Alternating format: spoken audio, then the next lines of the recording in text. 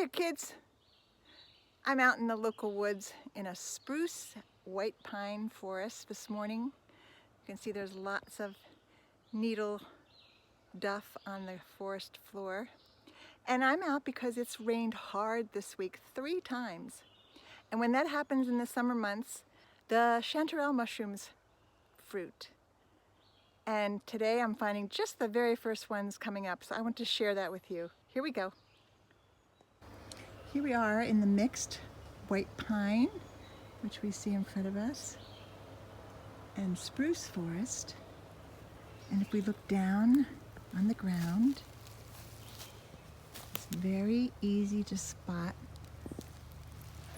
orange, almost an apricot orange.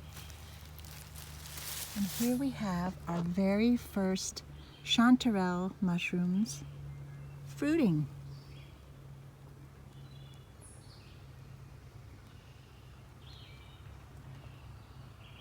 So I'm going to pick a few so we can see what the underneath characteristics look like.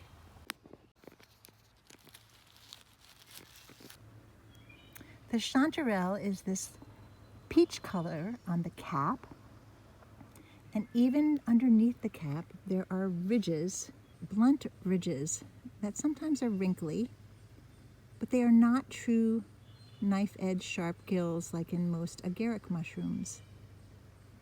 And these ridges, you can see, run down below the cap like a funnel.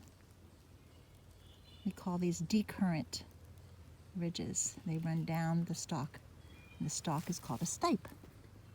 Notice that the edge of the cap on many of them is very irregular shaped, very wavy, and sometimes you'll find them with a very round, smooth edge. This one's had a slug take a bite out of it, so it varies quite a bit.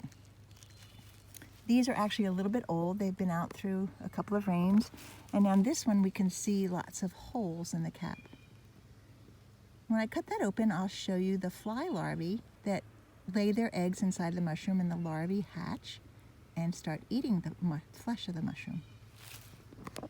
So here inside this chanterelle, we see these tunnels developing and some brown staining where the larvae have crawled around. So mushrooms often become little condominiums for lots of different insects. And usually, even though the chanterelle is a lovely edible mushroom, if you identify it properly and distinguish it from the false chanterelles, the ones that look similar, once you've learned the characteristics, we usually don't eat them after the flies have gotten there. Here are a few other chanterelles I found this morning, just to give you a broader idea of what they look like and how variable they can be. But always that apricot peach color is the same. And there are different species of chanterelle which aren't so peachy colored, more creamy white. But the common golden chanterelle is this one. And notice again that they do not have true gills, but instead have blunt ridges. It looks as if someone's taken their finger and smushed the edge. And notice too that some of these ridges branch into Y shapes. Here are 3 growing out from underneath an old log. And I can guarantee you that these are full of fly larvae.